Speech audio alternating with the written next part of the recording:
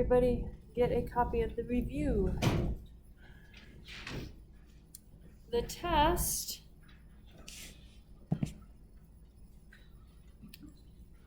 there,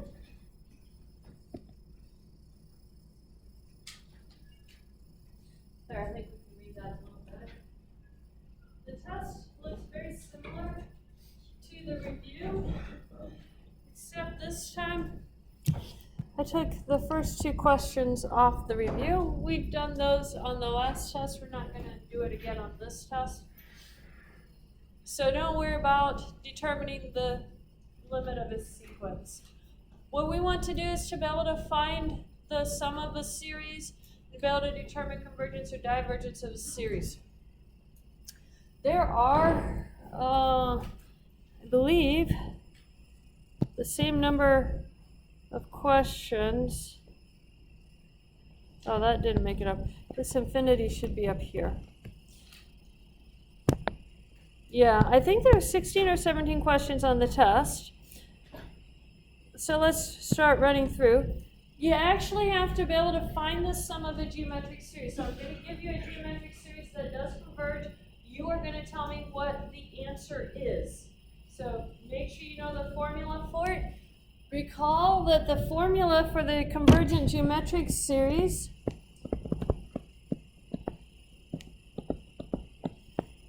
is a over 1 minus r when 0 is less than the absolute value of r is less than 1.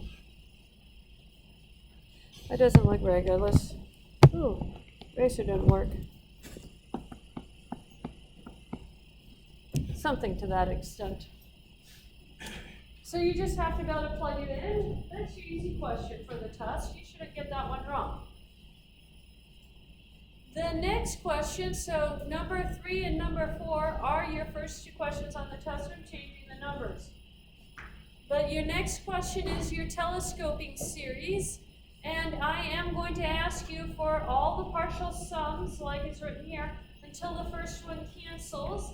And then you're going to use that to determine the formula for Sn, and then you're going to take the limit.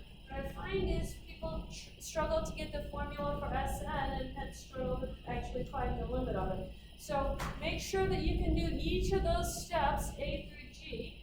The one on the test won't have quite so many of them before they start canceling, but that gives you the idea. You'll get a lot of practice. Remember when you're doing these that you don't actually do the addition and subtraction. The only thing you do is cancel. So you're going to write it down each time. Don't keep adding. Don't try and simplify it or anything. That's too much work. Be lazy. Just keep rewriting it down until the first term cancels. And when that one cancels, then you're ready to write your formula for it. Okay, so don't do the arithmetic. That'll take you in the wrong direction. So you have one like number 3, one like number 4. And then the rest of them, the next batch of them is just going to be determine the convergence or divergence. And those ones aren't going to be alternating series. They're just going to be straight series. They won't have the -1 to a power or anything like that. And they are going to be like 5 through 10 here.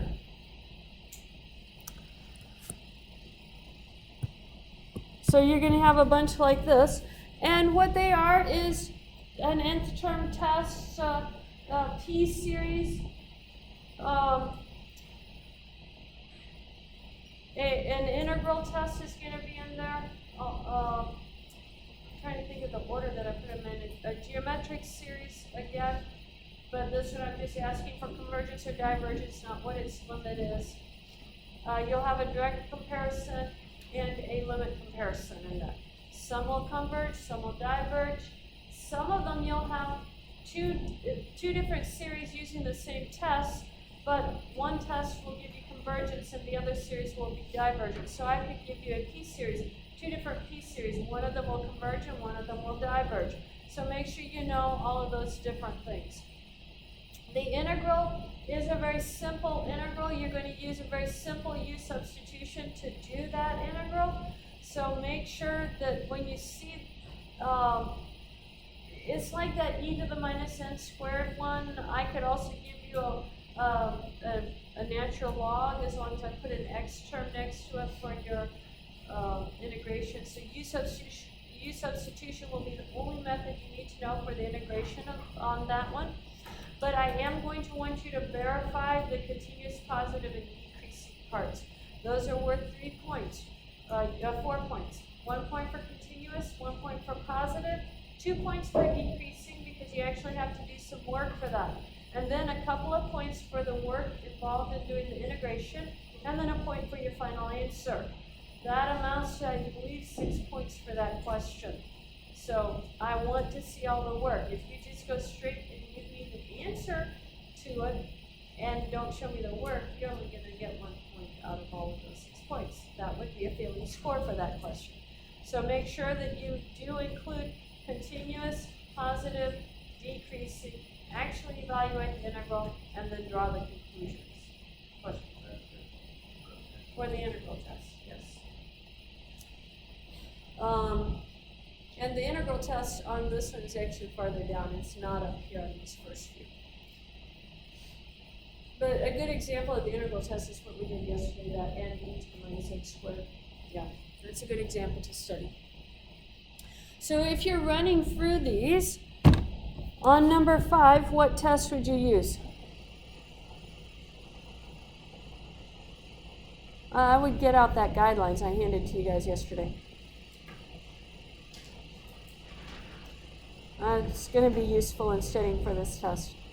What is the first thing to check? Nth term. What would be the limit of 2 as n goes to infinity? 2.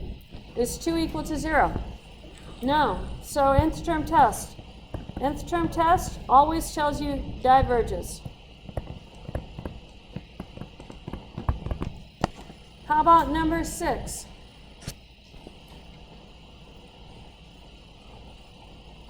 Geometric.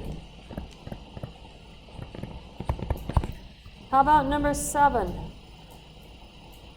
Ratio. How about number 8? P-series. How about number 9? P-series. How about number 10?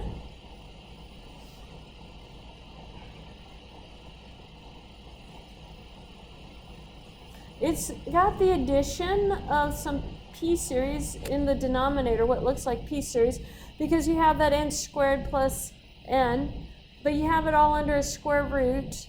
This is a limit comparison. Even if you don't have that square root there, this would still be a limit comparison. Or you could do it with a direct comparison, either one. But when the square root is there, it becomes a limit comparison.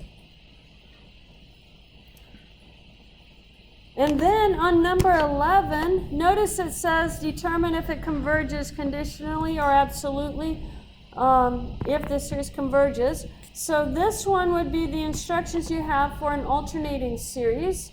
The alternating series, in this case, you have natural log of 2n over 6n. This one, I would actually do an integral test for the absolute, to check for absolute convergence. You have to check natural log of 2n over 6n. This would be an integral test. If that converges, then your alternating series converges absolutely. If it diverges, which it's actually going to do in this case, it's going to be a divergent series, then you have to go and use your alternating series test.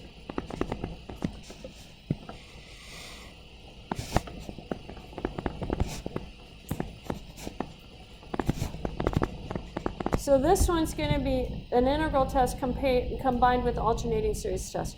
I actually broke it apart on our test. The integral test is by itself. The alternating series is a much easier one to evaluate. Question? If it diverges, that's the end of a V, but it didn't write it very well. If it diverges, then use the alternating test, and it will diverge. When you do the integral test, you get the integral of u du, which is 1/2 u squared, And then u is your natural log, so you're going to have the natural log squared, and that's going to march off to infinity. So that one will diverge when you do the integral test. That means you have to use your alternating series test on it. So that one's actually going to converge conditionally using the alternating series. How about number 12? What's that one? What test would we use for that one? Ratio. Whenever you have a factorial, it's a ratio test. Number 13, it says use a method of direct comparison. I'm actually not going to tell you that on the test, but direct comparison is going to be the easiest way to do that. And you're going to compare it to 1 over n to the 4th. So that is the method that you're going to do, but I'm not going to tell you that on the test. Another example you might have is maybe I could do the square root of n minus 1, say. And then that one, you know, this 1 over the square root of n minus 1 is going to be bigger than 1 over the square root of n. So you still have a direct comparison to a divergent p-series. So if you have something that looks just very simple, n to the 4th, or a p-series that converges, you want it with a plus sign. If you have a p-series that diverges, you want it with a minus sign so that your direct comparison works correctly for you. So if it's a convergent p-series, you have in the denominator plus a constant, then it needs to be a plus sign. If it's a divergent p-series, you want it with a minus sign. Okay, number 14, what method would we use for this one? Root test, everything to the same power n, so that's a root test. How about number 15?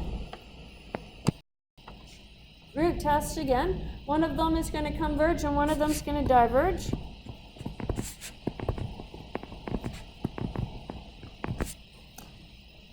And then on number 16, this is find the number of terms required to approximate the sum with an error less than 0.001. Remember, for these, we say an is just everything without that minus 1 to a power. And we want an plus 1 to be less than or equal to the error. You plug it in and solve for n. You would have, in this case, 1 over n plus 1 to the 4th less than or equal to 0.001. Solve for n. When you do that, let's just run through that really quick. You're going to have, the one didn't write, 1 over n plus 1 to the 4th is less than or equal to 1 over 1,000. That's what our 0.001 is. I'm going to multiply by the 1,000 and the n plus 1 to the 4th. And then I'm going to take the 4th root of both sides. It's going to cancel, and you're going to have n plus 1 is greater than or equal to the 4th root of 1,000. Subtract your 1.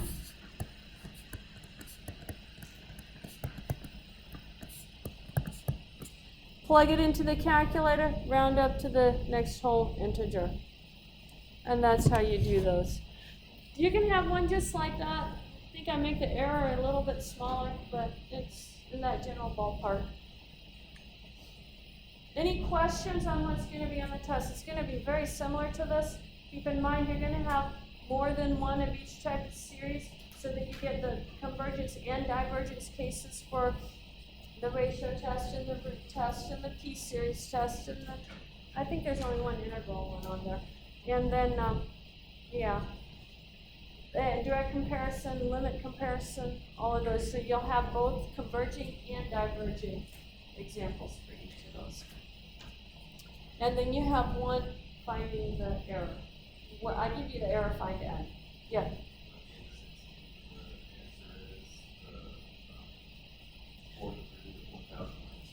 Yeah, and that'll be a decimal value. Round it up to the next whole integer, and that's your answer. Question?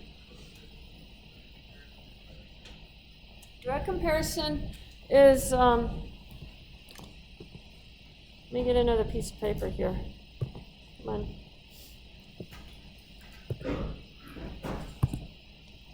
Direct comparison is going to be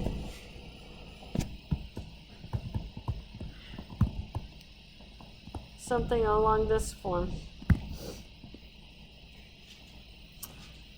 I want the pen. You have like 1 over n minus 1, say, and you compare that 1 over n minus 1 is going to be greater than or equal to 1 over n. Smaller denominator gives you a larger value. 1/2 is bigger than 1/3. So I know this is true, and I know the summation 1 over n diverges. So this sum right here has to be bigger than or equal to this sum with an infinite limit. So that tells you the summation 1 over n minus 1 diverges. That is a direct comparison. Another example of direct comparison is like the n to the 4th plus 7. I know 1 over n to the 4th plus 7 is less than or equal to 1 over n to the 4th. Remove that constant there. I know the series 1 over n to the 4th converges, so it has a finite answer. Therefore, the series 1 over n to the 4th plus 7 must also have a finite answer, smaller than the other series finite answer. So this one also converges. That is direct comparison. Limit comparison, you're going to have, yeah, you want to compare it to a p-series. It's easiest. The limit comparison is going to be when you can't do the comparison because it goes the wrong direction. Suppose I had 1 over n plus 1. I know 1 over n plus 1 is less than or equal to 1 over n. But I know that the summation is infinite, but this is smaller. Smaller than infinite could be finite, or it could be infinite. So this does not tell me anything. So I do a limit comparison. Did you have a question?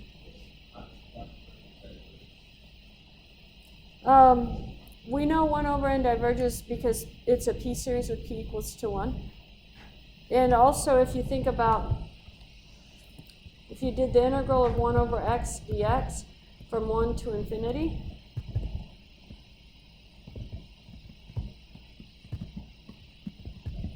what's the integral of 1 over x? Yeah, it's positive, so I don't need the absolute value. Natural log of x. So limit as a goes to infinity, natural log of a minus the natural log of 1, that goes to infinity. So it diverges. If the integral diverges, the series that it approximates diverges also. I didn't state continuous positive decreasing, but 1 over x is continuous positive and decreasing. So now on the limit comparison then, for 1 over n plus 1, that has that plus sign, and I need a minus sign to do a direct comparison. So I'm going to do the limit comparison. And when we do the limit comparison, we just take the n to the power, the highest power from the numerator, the highest power from the denominator. Well, the highest power in the numerator is just our 1, and we just compare it to 1 over n. Throw all the other numbers away, flip that upside down,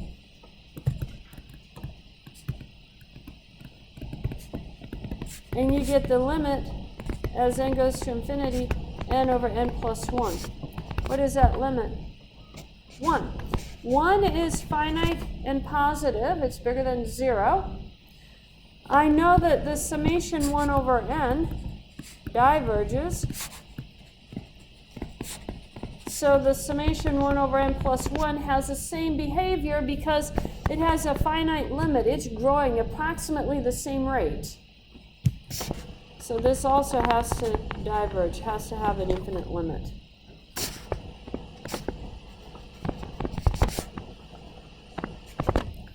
Direct comparison, you're directly comparing it to, you're making it smaller than or bigger than a series. Smaller than a convergent series, bigger than a diverging series, direct comparison. Limit comparison, you simply throw away all of those constants that you had in there. So maybe I want to look at 3n squared plus 2 over the square root of 4n to the 10th minus 5n squared plus 1. Something horrible. What I'm going to do is compare that, do a limit comparison to the highest power in the numerator divided by the highest power in the denominator. What is the square root of n to the 10? N to the 5. N squared over n to the 5th, 1 over n cubed. So I'm going to compare it to 1 over n cubed and watch what happens.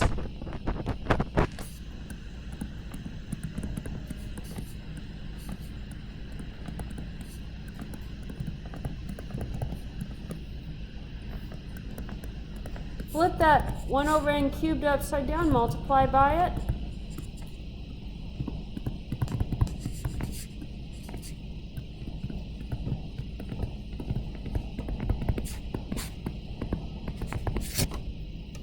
Distribute it through. You're going to have a 3n to the 5th plus 2n squared over the square root of 4n to the 10th minus 5n squared plus 1. Now watch carefully. I'm going to take the numerator under that square root.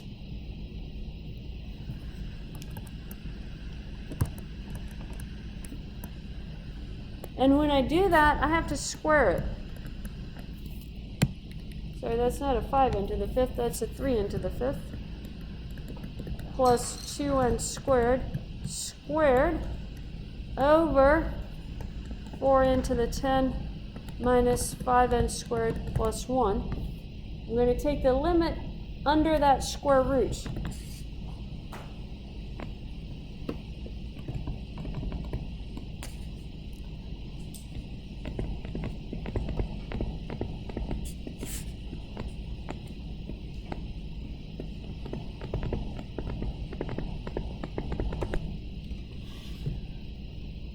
And then, what I would do is divide everything by my highest degree in the denominator, through the numerator and the denominator.